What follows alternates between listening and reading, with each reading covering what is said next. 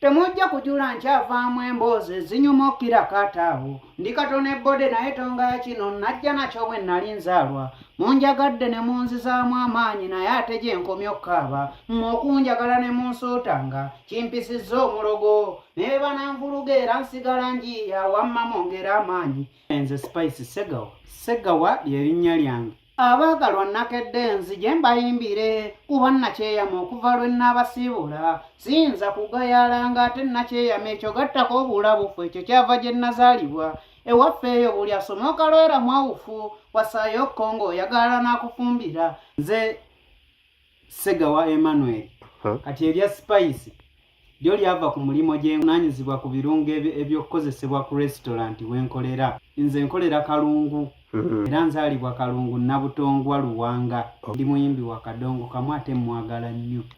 Bambi Vincent Ssegawa mwagala nnyo Lukman Ssegawa. Leero nze wuuyo omuzira nkima nakedde nga nva ekaliisiza ewaffe Lugendo. Naluli bwe nali nvaayo najja nagitanze olukka ennyanja gitayenkanga gye nnyina ye nandigirese ntya nga nsimbula kola omulimi okwerabira enkumbi eyo ebeera nammome. Kale nsaana ntendereze Katonda w'ensi yonna gwe siwa nguzinga yankuumye ndi mulamu. New Subs Fashions tukutuusaako ebiteeteeyi kw'ossa abaya, engatto, ensawo z'abakyala, jackets, jeans n'ebirala. Tusangibwa ku Wilson Street ku kizimbe ekya Sunset Arcade ground floor shop number 2. Okututuukako va ku Pioneer Mall otambule nga dda ku Arua Park yisa ekizimbe ekya Wilson 1 oyite ku Health Link Pharmacy. Kati awo weekoma yambuka amadaala gakuyingize ku Sunset Arcade awo ng'otutuuseeko. Engoye zaffe tuzijja China, Egypt, Vietnam n'amawanga amalala.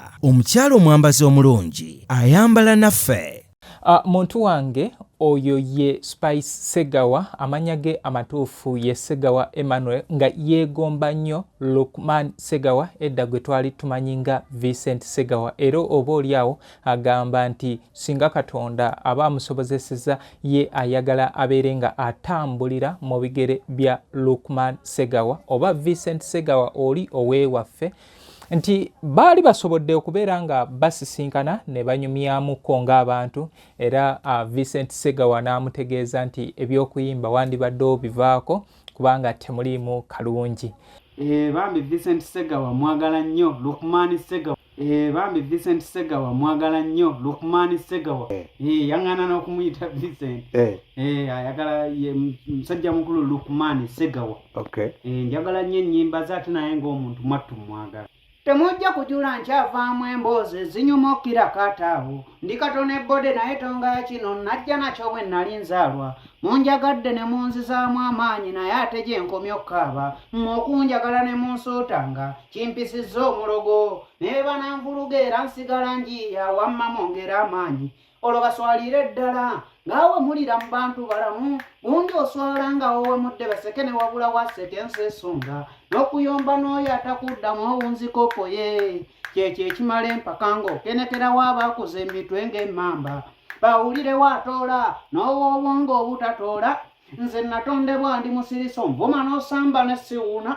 Bino bye bantemako mbu bansanga ku malaalo gwe nanyega yaani n'omulimba agwana mukkiriza bw'owakana nti bukyera mukyawakana seereegana nsi n'obusirise bwamponya. Nze ekyo kye kimu ku bitone bya nnyina so ne kinfuuza atategeera mu bannange balemeddwa okwekolera badda ku linnya lyange bali ono. Obudde bwabwe babonoonya abampagira bankyawe beerimba. Omulenzi ono Spice Ssegawa oba Ssegawa Emmanuel abeera mu bitundu by'e Kalungu gy'akolera emirimu gye nga ali mu restaurant, nti era erinnya lya Spice eryo lyava ku ngeri gy'atabulamu ebirungo kati n'akola Spice kati n'agatako Ssegawa. Spice Ssegawa azaalibwa ku kyalo Nabutongwa e Luwanga. Agamba endongo eno asobola okuyimba ennyimba za Vincent Ssegawa eziwerako. Okugeza asobola okuyimba bulungi oluyimba lwa balemeddwa okwekolera. Bw'atyo mwana mulenzi ono mu kwongera okwolesa ekitone kye nga ayongera okubeera nga akakasa nti Vincent Ssegawa ye muyimbi gwe yali asinga okubeera nga anyumirwa, akulaga nti n'oluyimba enswenjere nalwo asobola oluyimba bulungi nalwo n'alukuba wali. ye ng'omuntu kyekiri kye nayogedde nti mwagala nnyo ate ne projects ze oba ennyimba ze zinnyumira nnyo. Abaagalwa nakedde nzije mbayimbire kuba nakyeyama okuva lwe nnaabasiibula siyinza kugayaalanga ate nakyeyama ekyo gattako obulabufu ekyo kyava gye nazaalibwa ewaffe eyo buli asoma okalwera mwawufu wasaayo okkongo oyagala n'akufumbira bayita n'emikisa gy'ennusu okumuwasa oba ng'aleese empenduzo ya siringisi kati atannawase busegawo okanyolera gwe kwata ku kkono gy'onoonya akufumbira basinga bafuba ku by'obuwangwa n'ennono baabaana bawufu njogera kinnalindabye nga nange byenkola amagezi gava waffe buddo kyova olaba mbinyumya ng'omutendeke kirungi amakungulu okuyiiyawo gategeera nze mugita nga lindiridde tandikidde wa wano abaagala ebiwedde akayimba kaakano nkayise enswanjere. Programu eno eteekebwamu ssente aba New Subs Fashionies basangibwa ku Sunset Arcade awo ku Wilson Road oba Wilson Street mu kibuga Kampala. Kati gwe ayagala obatuukako otambula ng'ova ku Pioneer Mall ng'odda ku Arua Park, va ku Pioneer Mall oddako Wilson 1 w'ogivaako odda ku Link Pharmacy weekoma yambuka amadaala ago okubanga akayingira ekizimbe bwoti yeyo New Subs Fashionies eri ku mukono gwo ogwa right ojja kuba obatuuseeko genda obawagire ku bintu bye bakola Kikaya College and Vocational School bali wali ebulenga ku 7 abo bali ku byakusoma basomesa arts ne sciences badde ne boarding ne courses z'emitwe nazo bazikwasaganya bulungi wali ku Kikaya College ku Kikaya Vocational. Kati gwe wa primary omwana mutwale ku Twinex International bali ebulaga ku Lwemityana. Then tulina ne St. Michael Educational Center ekiwanga mukono awo ne tubeerawo ne Plan B Records abo bali ku bya nnyimba oba weetaaga ennyimba zino okubeera nga ozikwata mu maloboozi genda mu Plan B Records. Kati gwe ali eyo ng'omwoyo gukuluma okubeera nga olaba oba owulira ku nnyimba zo ez'akadongo kamu ezo ezaakubula edda nkusaba nti ntuukirira ekasubi ku basooka kwa Villa Stage we wali etterekero lyaffe erya emboozi y'akadongo kamu Music Library and History Center we weesitula oluyimba nduteerako nusu 5 ntandikira ku nnyimba za 15 ku WhatsApp oluyimba nduteerako nusu 10 ntandikira ku nnyimba za 15 enkola ekusingira obwangu gye tukozesa.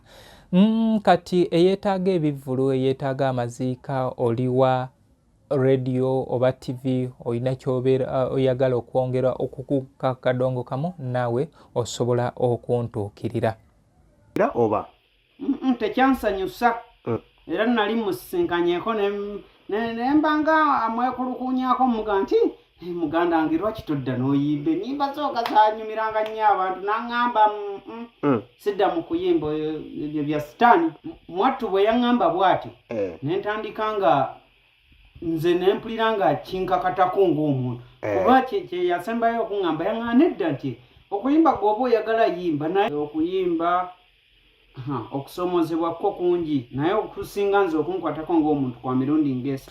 Ntwala omukisa guno okwebaza muto wange Abanike okuva ku Centenary FM Katumba Abani ogamba otya munange webale okubanga okola ye yavumbula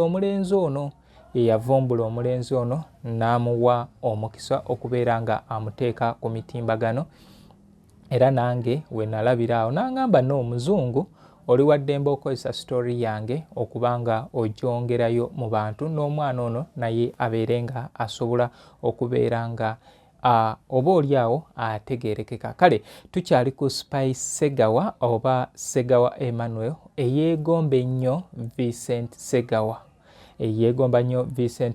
kati agamba nti alina okusoomoozebwa okuwerako oba oli awo ali eyo nga wandisobodde okubeera nga omuyamba vaayo ojje omuyambe obumu ku kusoomoozebwa kwe talina busobozi bwa kugenda mu studio kubanga naye muyimbi alina ennyimba ezize nti wandibadde nga omukwasizaako n'aba nga asobola okubeera nga akola ku nnyimba then ebivvulu yeetaaga okubeera nga agenda ku bivvulu ebyenjawulo aperformingeko naye nti omukisa tegumuweebwa. Kale gwe alina ekivulu kyonna nga wandyagadde omuntu ayinza okuziba ekituli ekya Vincent Ssegawa oba oliawo omulenzi ono asobola okubeera nga akikola. Then promotion ne media houses nti byebimu ku bizibu bye. Kale oyo yenna owa media house nkusaba otuukirire omulenzi ono ennyimba ze muzikube kubanga ndowooza si mubi ne bali bakadde baffe abasinga era nabo bayinanga abo be beegomba bayitira omwo ate ne batuuka ne batandika okwetongola ne bafuuka omuntu omu. Then ono ye muyimbi ayinawo ennyimba ze ssatu nga olumu obulungi siddya naye wooluwuliriza luva mu luyimba Bannalungiwa olwa Vincent Ssegawa. Be baliwo ababadde banninze obwedda nga bamanyi obanna balimba okudda ze wakiri nnimba batali oba beeno ate obulimba si bumansa mu kkubo obanza nammwe tutte busi mu kago nga buli omulavu gyawo munneekira twagala n'abalala obutabajja tekunze era nga nange siikyuse mu nkola yakwagala omuwagiza njagala nange kale wadde we guliba nga mu kago ate mmanyi nja kwagala okubeera nammwe nga nammwe kunze mujja bwe mutyo mpola bakkiriza abaali tebasuubira sipayisi Ssegawa engeri gy'alifuuka olusozi mwabagayo ebyezingidde mu nkata nga mwerabidde nti awakula ennume zate engeri Katonda gy'ali kumpi nange ndi mugumu ekisa kye kikke gye ndi ze kyonna kye ndi baali balunda ddunda nyina amuli okukkiriza nti munene balaamusizza bakulu buli omu gy'ali ate era mu kiti buli omu mwali amaaso n'omutima bisse ku nze gwe buddeyo bagambe bwe nzijidde mu ggiya. Muto wange ono Spice Ssegawa agamba takoma ku kubanga anyumirwa nnyo Vincent Ssegawa wabula ayina n'abayimbi abalala beyeegomba okugeza nga Lord Fred Sebata oluyimba lwa Nalwewuuba nti lumukolera nnyo. Basajja bannanga balina waka bakazi nze nabawuseeko olwokano lwammwe nsazeho nduwa ekyanya mu ngeri ndala nze bukya nkolerera abakazi mpawoke nfunye empoozi okugobwa nga mu nju bano bannalwegalika bagala okulya ennyingi be babantamiza kiruma munnange obanga olina munnogoloolezaamu bafuuke kiyiga kyeyuna bulya naabo ofunda n'omuwolo. Ennamba yange ey'essimu eri 0708 71 99 78 0708 71 99 78. Yino Chikaya College School essomero eryagulidde erinnya mu kusomesa abaana ate ne bayita ssomero lya Dene Boarding mix y'abawala n'abalenzi senior 1 paka senior 6 balina library science kone computer labs byonna bijjudde balina arts ne science subjects co-curricular activities kone section y'ebyemikono omuli okusiba enviiri okukanika n'ebirala ebigwa mu kkowe eryo omwana n'ava ku ssomero lino ng'ali self contained kyewuunyisa ensimbi zaabwe zeze zijja mu nsawo ya buli muzadde basange Chikaya Bulenga Mityana Road okumanya ebisingawo noti 757 mukaganya emwemu 57 mubazaalamu ne mulekaawo so tebabagamba kulera abaana akugamba kumuwa buyambi bumuwa olumirirwe n'omusaayi gwo naye kisusse nnyo bassegundi bakafulwa okwana muyige n'okwola be muzaala ne mukasiteeyo si nsolo nti balya muddo gwa nte ddala kituufu mu buwangwa ggwe taata naye bwe tudda mu mazima terikujaamu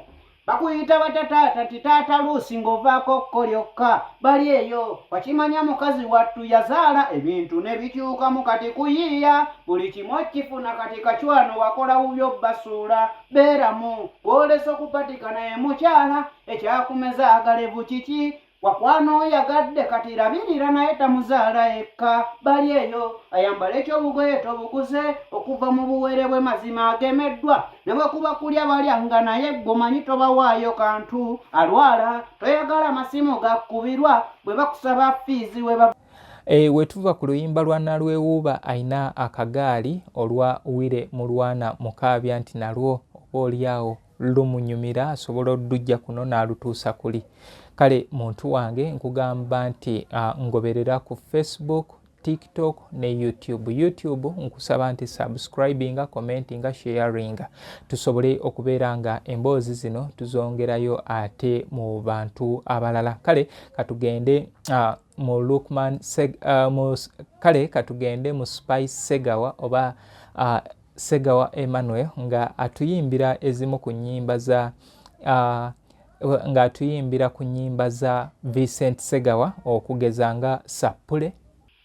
Sikoteyomba wamma obuntu bulamu munno kwentambulira, nze ne bwonkola kinsigala nsirise ye Katonda wange nannwanira, kole kyatalina maanyi gaboggola nti bayuguume, okugjawo Katonda yatalifa gwendeka entalo zange nannwanira, teri alimu eyo n'atali wangula muyite nti nnyamba, olwo abalabe batandika okuyita omulogo nga bye bakola bibaddira, omanyi Katonda munene beeyita abanene yabakoza, sereega n'abo nsasulira Mukama asasulira mu budde, onoosobolezaawo abalogo bakunaaba tetenakutta, mujje mu Sappule bakafiiri mmwe temuvumaganya mutyo ddiini. Okay, kale muntu wange olwo lwe luyimba lwa Sappule olwa Vincent Ssegawa.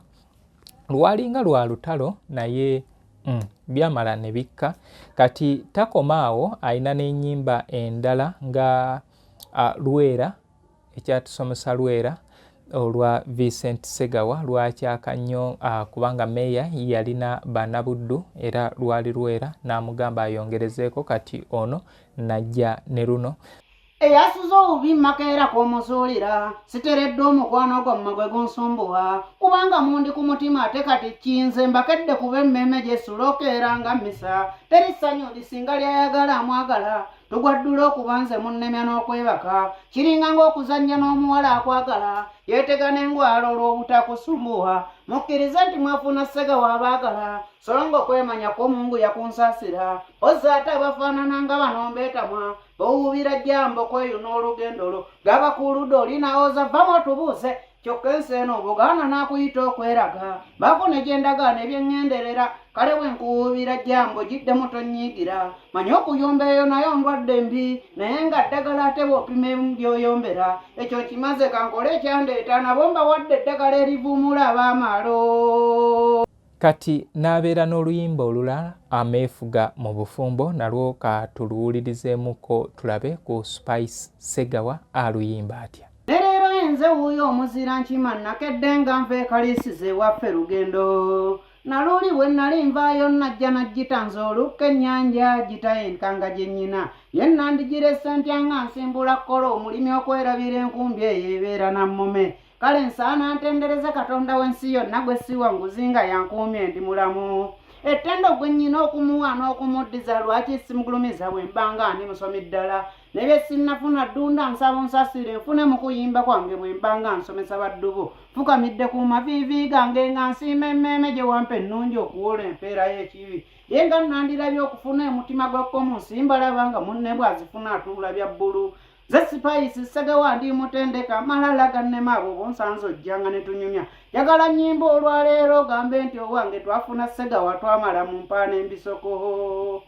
Ameefuga nsaba nga tulekere embufumbo bwaffe, bazadde baffe mutulekengako, omuntu bw'akula afuna munne ekyo kyava mudda kwe kuva mu bufuge mmwe ne mwefuga, omuwala wafumbirwa awulira bbaawe kyava mudda nga beesalirawo mu bufumbo bwabwe, abazaala omuwala okugaya bbaawe kive nannyo n'abazaala omulenzi mwefuge. Okay, kale muntu wange olw'obufunda bw'obudde, omwana mulenzi ono gwe amwetaaga alina n'ennyimba ezikola ku mikolo, kati emikolo ebimu ku bintu ebikyasinze okubeera nga bitwala amasanyu, kale gwe ayagala okubeera nga ofuna ono akusanyuse, Spice Ssegawa waali ayinawo n'ennyimba z'emikolo lwe tugenda okubeera nga tufundikira nalwo osobola okubeera nga olweyambisa. Enamba ye eri 0708-71-998 y'ennamba ya Spice Ssegawa, 0708-71-998 oye Spice Ssegawa munoonyeeko. nkugambye nti yeegomba Vincent Ssegawa oluvannyuma eyafuuka Lukman Ssegawa. Kale muntu wange olunaku olwaleero nkubiridde wano, weebale nnyo, weebalire ddala egyo gyonna gy'otuusaako engalo, weebale kungoberera ate n'omulundi omulala bwe gutyo. Nze Muzungu David Kadongo Kamo, music analyst. Omulungi gwe njagala sembera, nze nnyinawo kye ŋŋamba, njagala omanye wootoba bwe mpulira ate era ne bwe mpulira ngoze, wootoba mba bubi nga n'okuba tebinnyumira, kaluuba kye bayita akatijjo kantijje naye nga ntijja lwakuba ggwe, nsanyukako nga oli bw'ontunulako n'ebiisa eby'ekisa, gwe yakyoyagala wamma bakuwe maama woba omulungi oyagalwa, nzono kamuwe asaana kuweebwa buli kyasaba bambi, omwagalwa sanyuke kenkuwadde oba katono siimaako, nzono kamuwe asaana kuweebwa buli kyasaba bambi, mulungi wampisa kale byonna ebitone yabyesigaliza. New Subs Fashions tukutuusaako ebiteeteeyi kw'ossa abaya, engatto, ensawo z'abakyala, jackets, jeans n'ebirala. Tusangibwa ku Wilson Street ku kizimbe ekya Sunset Arcade ground floor shop number 2. okututuukako va ku Pioneer Mall, otambule ngadda ku Arua Park, yisa ekizimbe ekya Wilson 1 oyite ku Health Link Pharmacy. Kati awo weekoma yambuka amadaala gakuyingize ku Sunset Arcade, awo ng'otutuuseeko. Engoye zaffe tuzijja China, Egypt, Vietnam n'amawanga amalala. Omukyala omwambazi omulungi ayambala naffe. Yino Chikaya College School, essomero eryegulidde erinnya mu kusomesa abaana ate ne bayita. Ssomero lya Dene Boarding, mix y'abawala n'abalenzi, senior 1 paka senior 6. Balina library, science, ko ne computer labs byonna bijjudde. Balina arts ne science subjects, co-curricular activities, ko ne section y'ebyemikono, omuli okusiba enviiri, okukanika n'ebirala ebigwa mu kkowe eryo. Omwana n'ava ku ssomero lino ng'ali self-contained. Kyewuunyisa, ensimbi zaabwe ze zijja mu nsawo ya buli muzadde. Basange Chikaya Bulenga Mityana Road. Okumanya ebisingawo, noti 757 mukaaga 4 11 57.